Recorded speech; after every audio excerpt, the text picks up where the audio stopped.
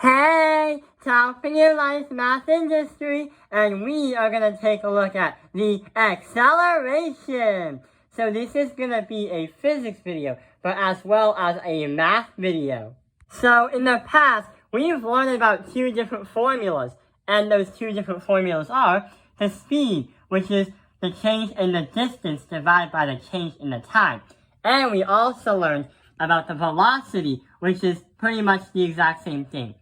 We also learned that speed is going to be a scalar quantity, meaning that there's just one kind of idea, just the speed of an object.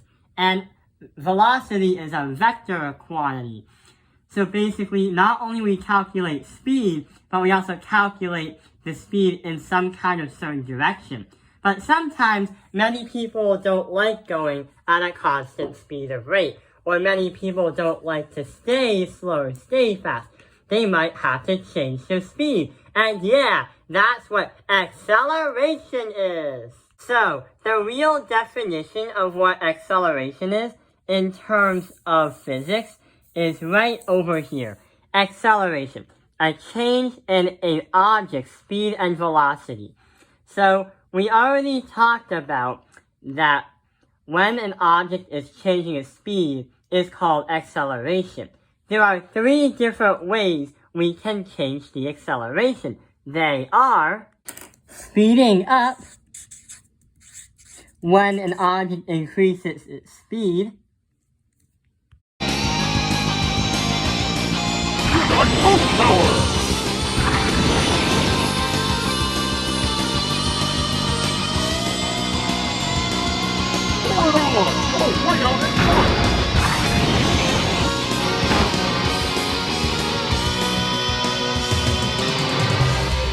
Slowing down.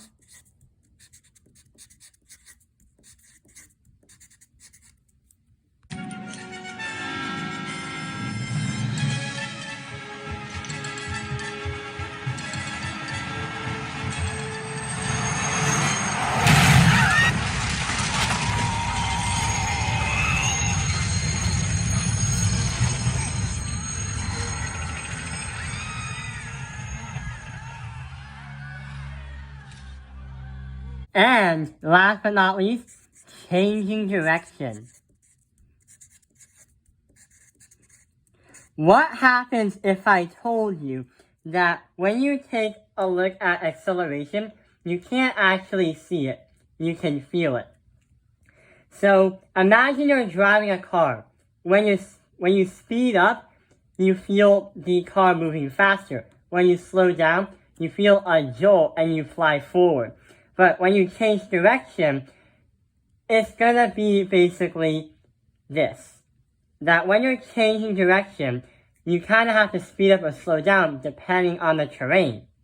Too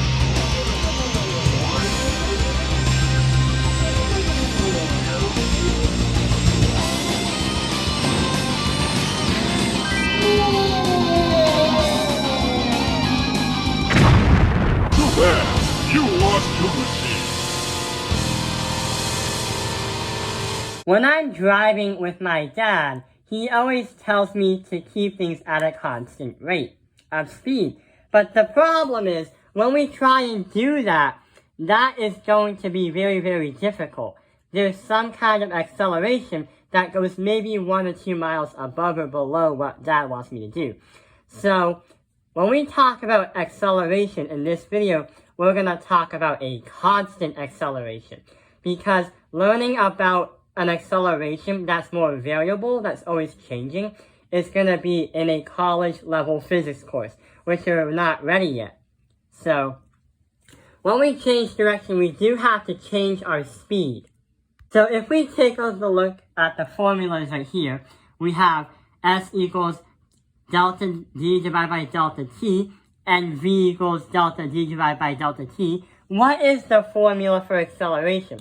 Well, what if I told you that your acceleration is going to be equal to the change in velocity, divide that by the change in time. So you see how I didn't say change in distance? is going to be the change in velocity. Divide that by the change in time. So what we're going to do is solve a math problem right over here. If a car is running at 40 miles per hour to 80 miles per hour and then accelerates to that in the next 6 seconds, what is the car's constant acceleration? Remember, we're not going to do a variable acceleration because that is higher level physics and higher level math. Doing a constant acceleration is what we will learn in a normal high school physics class. So, when we take a look at the math formula right here, it does make sense. But hang on, this formula is not going to make total sense of what we're trying to do. This will not help us solve what we're actually trying to take a look at. Here's why. So, if we go right over here, what really is happening is we have to understand our acceleration. And then we have to have our final velocity, denoted as VF, subtract that by the initial velocity, where you started. Then we have to divide that by t, which represents time. But most things are used by like a stopwatch or a timer. Like if you run cross country or track, they'll definitely use a timer. So more likely you won't have to solve for t unless it's actually in these kind of problems over there. So t is supposed to be recognized in seconds. So now we know how to find the acceleration, and we know how to find the difference between the initial and the final speeds and velocities and divide that by time. So let's start solving the problem out.